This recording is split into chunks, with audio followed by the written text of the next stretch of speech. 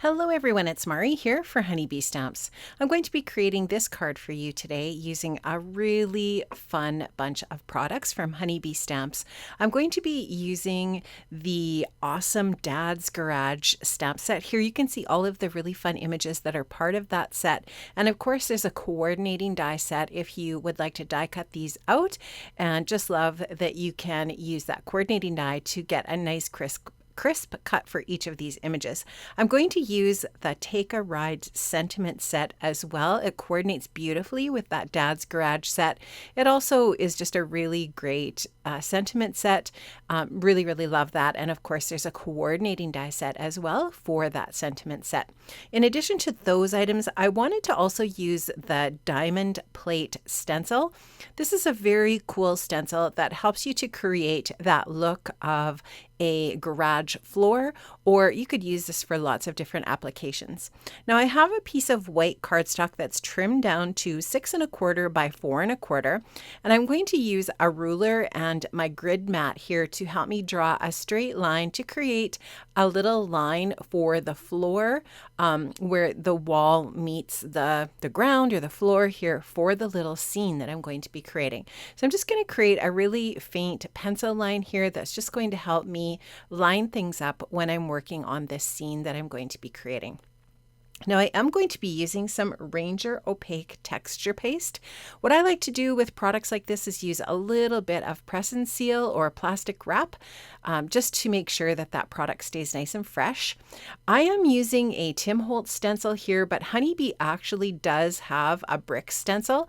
I went to look for it in my stash and I couldn't find it, so either I have lent it out or I'm not really sure. But anyways, I used this one from my stash, but I do really love that Honeybee one, and I am going to link that up in the description box below. Now I'm just using that opaque texture paste through this stencil to create the look of brick in my background, and I will use my heat tool off camera to dry that. And now I'm just going to take that same stencil again and overlay it over top of the brick slightly on the left that I've already created, and then create a continuous line of brick for my wall in my little garage here that I'm creating. And that's just going to create this look of brick across the entire 2/3 of the top of this panel here. So once I've got that all done and dried, I'm going to put that into my splat box, and I'm going to use some Distress Oxide sprays to colorize that brick. I'm starting off with Antique linen, and I've sprayed that quite liberally. Now I'm going to go in with some Lost Shadow and fill in some of the areas, but also add a little bit on some other areas as well that also have some of that antique linen. I'm going to also spray some vintage photo oxide spray as well on here.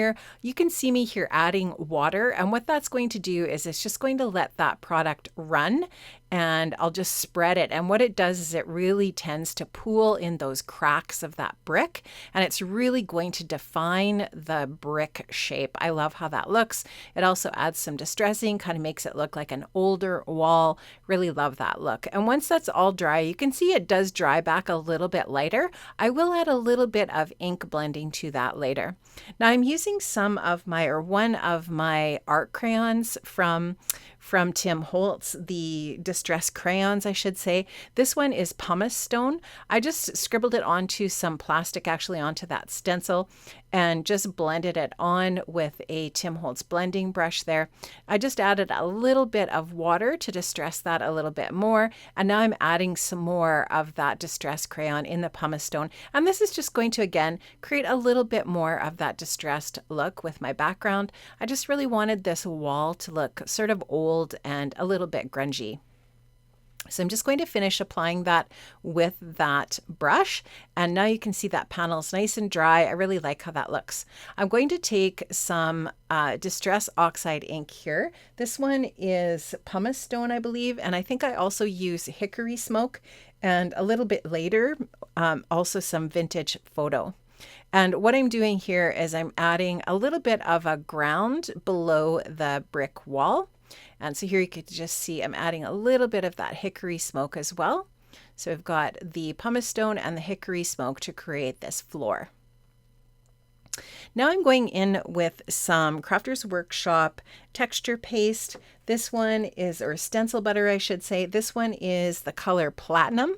And I'm just going through with that diamond plate stencil just to create that shiny texture on that ink. And that's just going to create that look that this is some sort of a garage pattern. So I really love that. I think that's fun. Now I have stamped out all of the images from the Dad's Garage stamp set that I'm going to be using. I stamped those with the Honeybee Intense Black ink, which is alcohol ink friendly. I'm going to do some really basic Copic coloring. If you follow me at all, you know I am not a wonderful colorist with Copics, but I can do some really basic coloring for sure. And that's what I'm doing here. I'm not going to show you this whole process of coloring because it's just really, really basic, but I used cool grays for the grays on the motorcycle. I wanted this to look like a really neat vintage bike. I think that's what it's meant to be, is a vintage motorcycle. So that's really what I was going for. Now, I don't really know the ins and outs of what all of these different little parts are for the motor of the bike. So please excuse me if I don't color these correctly, but I was just kind of winging it and didn't really know for sure what color things should be. So I just colored them as I saw fit. And I really wanted to just make sure I did a contrast of the darker and lighter shades of gray so that the different bits of the motor and so on show up. So you'll just see me there using the lighter gray for some of the areas and the darker gray along with, just to make sure that we can really see well all of these different little parts. Now I am going to use a really bright red as an accent here. I really love this. I think it looks really fun. And you'll see me here doing the gas tank here in that red. I'm also going to add some little pops of yellow onto that area as well here in a little bit. So I actually did pull up an image on Google of a vintage motorcycle, and I was kind of trying to use that as a reference for these different little parts. And I don't know, I think it looks okay in the end. I'm not sure if I got all of the areas colored that should have been colored. I wasn't sure if you could see through some of the parts or if all of the white space in this should have been colored. But at any rate, I think I got a general impression of what a vintage motorcycle should look like. Now I am just really using the tip of my brush. So you can see that I have the brush really, the brush tip of my markers really upright so that I can just really get into these tiny little areas. And I'm not putting any pressure really at all on the marker so that I can just get into these tiny little areas. Just doing a little bit of shading, not too much at all, just really kind of going for a basic look. And when it comes to the shading of the red areas, I don't really have a medium tone of red in my Copic marker collection. So what I do is a little bit of a tip to tip shading here in a bit. This dark red here is quite a difference from the bright red that I used for the base color. So here you'll just see I'm picking up with the lighter red, a little bit of that darker, and that's really going to help me, that tip to tip method, to blend out those different areas where I want a little bit more of a nice blend, a nice smooth blend from the bright to the dark. So I'm liking how that's looking so far. I'm going to go in with a little bit of orange and yellow to color in that little area on that gas tank. I'm just noticing a few other little areas that still need to be colored in. I'll finish those up with the gray.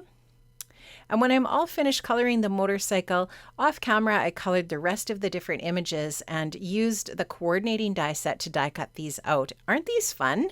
I love how this turned out. I think it's really cool. And you can use this set in so many different ways. You could, instead of die cutting, you could also mask these off and do a single layer card. It's just a really, really fun stamp set. I love it. So now I'm going in with that brown, and I'm just going to do a little bit of shading around the edges of that brick as well, just to define the edges of that a little bit more. And I'll even go down into the gray slightly as well, but mostly I'll stick with the brick area here for what I'm doing with this shading. And you'll just see that that does add a nice bit of edge to this little scene background. I like how that just defines that edge. I think it looks good.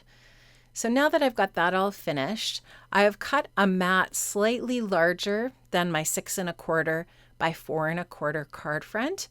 And I've cut that from some black, and I'm just going to adhere my card front here onto that black mat. And this is a 5 by 7 landscape top folding white card base. So I'll go ahead and glue this onto that black mat. I'll just center that as best I can so that I get a nice even margin of that black. I'm going to use some paperweights here and my hand just to give that a really nice press and make sure that that brick background is nicely adhered to that black mat. So I'll just take a second to get that really well pressed. And when I'm done, I'm going to add some foam tape onto the entire back of that black cardstock, as well as my Honeybee liquid adhesive. That liquid adhesive is just going to help me wiggle this around a little bit until I have it in the center. And in that way, the foam adhesive doesn't grab right away. It just gives you that chance to wiggle that into the center. Once I'm happy with that, again, I will take the paperweights. I'll let that sit there for a bit and make sure that it's really well adhered. I'll give it some really good presses with my hand. And now I'm ready to adhere the details onto the card front. So when I was planning where I was going to position things here, I decided that I wanted to put the gas tank over on the left. And I wanted to make a little grouping here with the gas tank, the jerry can, and the little oil can. And so I use a combination of foam adhesive and my liquid glue to add some layering to these different little bits and this scene.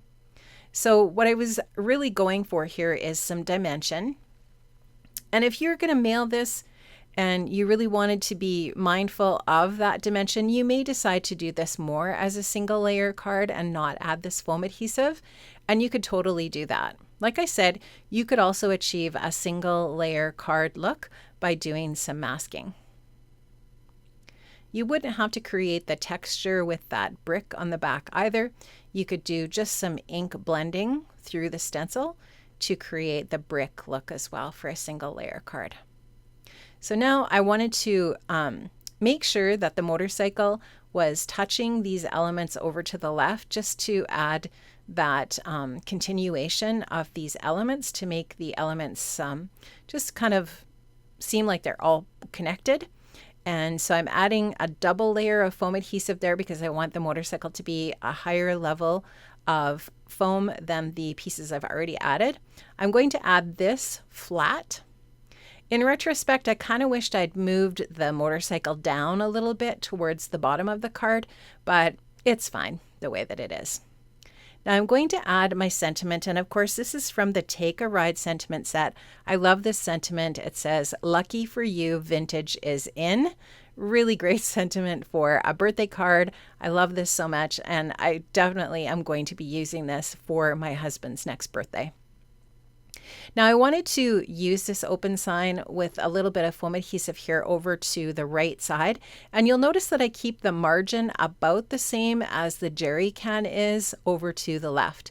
So I try to keep this about the same distance from the right edge as the jerry can is from the left edge, just to sort of keep a little bit of symmetry to my composition.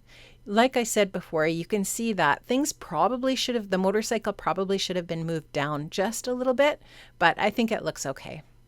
Now I'm going to add some details. I love doing this when I'm working on finishing up a project, and I like to add just a little bit of extra dimension and interest with different products. So this is some Nouveau crystal drops in silver, and I'm just taking this and adding this to different little areas on the card, mostly to the motorcycle, but I'll also add a little dot to that open sign as well. And that's just going to create a little more realism. I'm going to add a little bit of gold to the nozzle of the oil can, which I think looks fun. I tried to make the top of the oil can look a little bit rusty by adding some dots of brown in my alcohol marker. Here you can just see I'm just going to take my craft pick and scrape away some of that gold Nouveau crystal drops where it got on the black ink. I didn't want it on there. Now I'm taking a black glaze gel pen And this is going to just dry dimensional and shiny. I'm adding that onto my gas pump here. And I just like how that looks. All of these little details really do make a difference. I'm adding a white paint pen as well. You could use a white gel pen. And this is just going to add some little highlights here and there on my project. I think I have a little bit of trouble getting my white paint pen going here, but eventually I'll get it going. And you'll just see here and there everywhere, I just add a few little like lines and white dots.